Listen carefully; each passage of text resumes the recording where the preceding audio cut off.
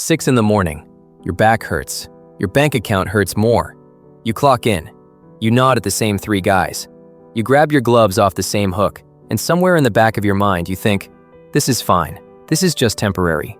That's what you told yourself 6 months ago, in the month before that, and if we're being completely honest with each other, the year before that too. Temporary is a word people use when they mean permanent, but I'm not ready to say that yet. And the scary thing is, it works. It keeps you calm. It keeps you going back. It keeps you from asking the harder question until one day you're sitting in a parking lot at midnight doing math in your head, and the math is not good. Meanwhile, somewhere across town, some guy is answering 3 emails in his pajamas and calling it a productive morning. And you're standing next to a conveyor belt trying to remember if you ate anything before your shift started. I'm not here to tell you to quit tomorrow. I'm not selling you anything. I've been exactly where you are, and I want to walk you through what actually changed my situation. Because the first move is going to sound obvious, and you're probably not doing it. Let me give you the full picture. 12-hour shifts, Tuesday through Saturday. The floor smells like cardboard, rubber, and whatever someone left in a locker sometime around 2018 and never came back for. There's a guy on our team we called Radio. Radio narrates everything he does, not to anyone in particular, just to the general atmosphere. Picking up the box, setting down the box, walking to the left now. One time he narrated a sneeze, full play-by-play. Feeling it coming, yep, there it is. The man is an artist, and I will not hear otherwise. Radio is not crazy. Radio is doing what all of us are doing internally. He's just brave enough to say it out loud. The thing about warehouse work that nobody who hasn't done it will ever truly understand is how time functions in there. An hour feels like 3. A 12-hour shift feels like you've aged slightly. But a year evaporates. You look up and it's been 14 months and you have roughly the same bank account, the same title, and the exact same job. The only thing that changed is your knees. There's also this specific kind of exhaustion that warehouse work produces that I don't think has a proper name yet. It's not just being tired, it's being tired in a way that has a very clear cause and no visible solution. You know exactly why you feel this way. You know exactly what tomorrow looks like, and the day after that. You're not burned out from too much going on. You're burned out from too little changing. And I want to be clear about something. I'm not here to trash this kind of work. The people I worked with were some of the hardest workers I have ever been around. People with families, people with 2 jobs, people who showed up 6 days a week and never complained once, and they deserved a lot more than what the ceiling allowed. But there is a ceiling. You can see it from day one. You get the exact same raise as the guy who spent half his shift pretending to look for a pallet jack, the same annual review, and the same speech from the same manager who has never once pronounced your last name correctly in 14 months. I asked about a promotion once. He said he'd keep me in mind. That was about 11 months before I left. He kept me in mind so thoroughly that absolutely nothing happened. I clocked out one night and sat in my car for about 20 minutes. Not because something dramatic happened, and not because I was having some cinematic breakdown in the rain. I sat there because I did a quick audit. I had just spent 12 hours of my life, and I had $63 after taxes to show for it. I moved boxes. I scanned boxes. I moved the same boxes back because someone put them in the wrong location. I ate a sandwich at 2 a.m. that somehow tasted exactly like the warehouse smelled. And I thought, I cannot do this for another 5 years. Not 5 years. I couldn't even picture 5 years of this without my brain switching off to protect me. But here's what I didn't do. I didn't call my manager and quit on the spot. I didn't make a dramatic speech. I didn't post anything. I just sat there and asked myself one question. What could I start building, even slowly, that would give me a real choice later? Because the job wasn't the problem. The ceiling was. And the only way past a ceiling is to build something that doesn't have one. I got home most mornings around 7. The city was just waking up. I was winding down. Every day I had a choice. Sleep, which I needed, or use whatever energy I had left to build something, which I also needed. Most days I slept. Some days I built. And I want to say that clearly because every version of this story you've seen online sounds like the person woke up at 4 a.m. every morning and attacked a whiteboard. That is not what happened here. I was tired. Some days I had 2 useful hours in me. Some days I had 40 minutes. I used what I had. And some nights I sat down at the laptop, stared at the screen for 20 minutes, and went to bed. That happened too, and it's allowed. I started with one cold, practical question.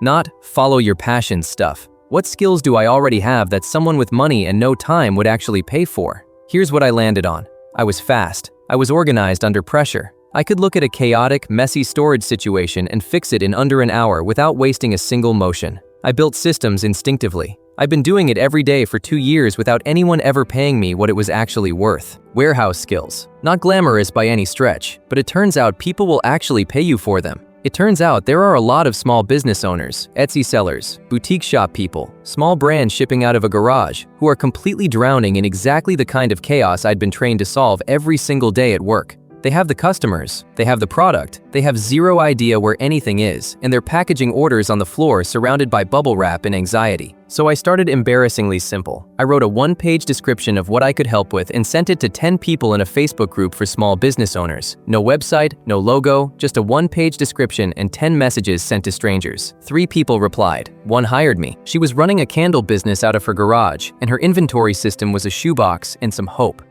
I spent 4 hours building her a basic tracking sheet, reorganized her storage, gave her a simple reorder process. I charged her $300 for 4 hours of work. At the warehouse, 4 hours was about $63 after taxes. I'll let you do that math yourself. Now here is the part I have to be honest about, because this is where most versions of this story jump straight to, and 6 months later, everything was amazing. The second client took almost a month to find. The third took 2 months. There were nights I sent 20 messages and heard back from nobody. Stretches where I genuinely thought I had wasted all of this effort on something pointless. And the hard part about building something on the side of a full-time job isn't the work, it's the silence. You do something, and then nothing happens. You try again, and still nothing. And you're doing all of this after 12 hours on a warehouse floor, so your ability to stay rational about it is not at its peak. There were nights I was one unanswered message away from concluding I was simply not the kind of person this works for. What kept me going was not motivation.